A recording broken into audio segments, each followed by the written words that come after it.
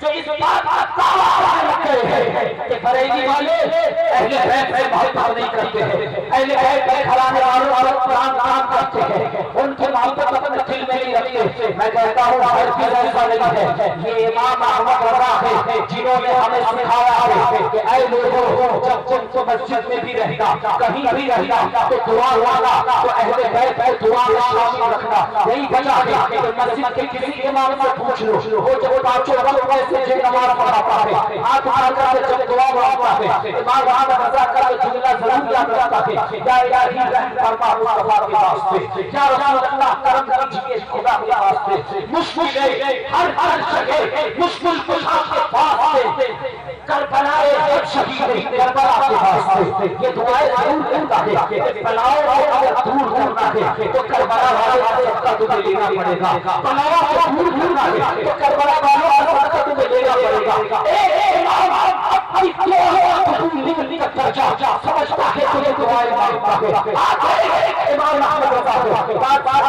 آپ کو کوئی چیز محسوس کر لیں تاکہ آپ کا پتہ چلے۔ ابھی آپ شورا ہوگا ایک وہ شاعر اور آپ تشریف رکھتے ہیں کلکتہ سے آنے والے شاعر جن کی خود کی ہوئی شاعر آپ کو سنی ہے موجود ہے۔ آپ آنے ایک دور ایسا بھی سوچ پڑھ رہا ہے، مدینے کی گلیاں ہے، مدینے کی گلیوں میں وہی غریبت خطرہ ہے، اسی غریبت خطرہ کے سائے آج سے 100 سال پہلے جب امام احمد رضا گئے ہیں، سامنے روضہ رسول ہے، کھلا آسارا ہے، دو سامنے موجود ہے، اور امام احمد رضا کے سامنے ایک بہت بڑا شاعر جسے حسن کاکور بھی کہا جاتا ہے۔ حسن کاکور بھی فن شاعری کا ناطق اتنا بڑا شاعر ہوا ہے کہ کہا جاتا ہے جو جمیل تقی ہے غزل کا اتنا بڑا شاعر ہے، کہا وہ بھی حسن کاکور کی نعت یا شاعری کا مقابلہ نہیں کر سکتا تھا۔ اتنے بڑے نعتگو شاعر ہیں، جب وہاں پر کھڑے ہوئے کہا مجھے پتا ہے آپ بریلی کے احمد رضا ہو، آپ بہت اچھی لکھتے ہو، میں نے یہ نعت لکھی ہے ذرا سنیے تو صحیح۔ امام احمد رضا کے ساتھ حسن کاکور یہ کہتا ہے کہ میں نے یہ نعت لکھی ہے، کہا کیا لکھا ہے، کہا کب ہے حضرت بالا کے سامنے، کب ہے حضرت بالا کے سامنے مجنون ہوئے جیسے خیمہ لیلا کے سامنے، جب یہ بات آئی ہے میرے امام رو پہ، کہا اے کاکور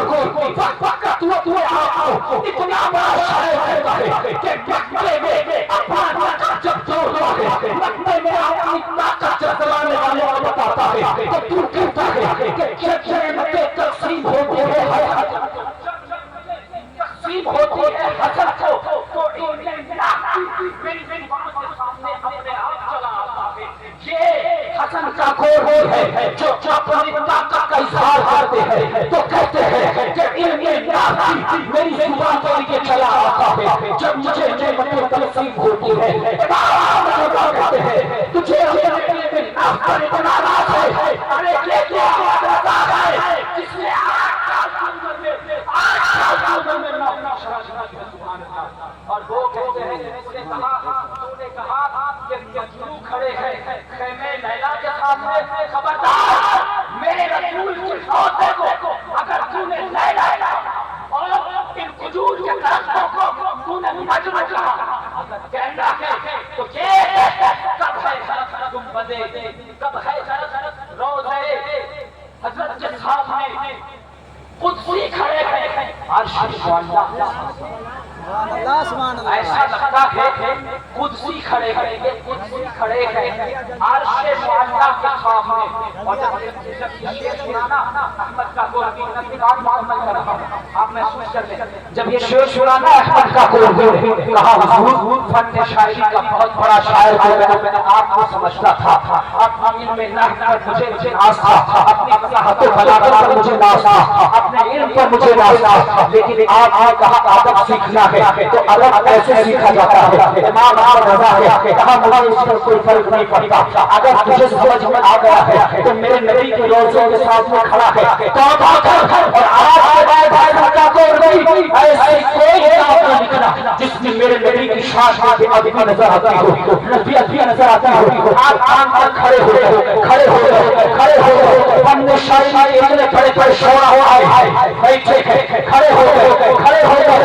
گئے امام باندھ لیا ہمارے بڑا مان فرسے آنے والے ہم ایمان کا کو کیوں نہیں بھولتے سنو ذرا کھڑے ہو گئے کہتے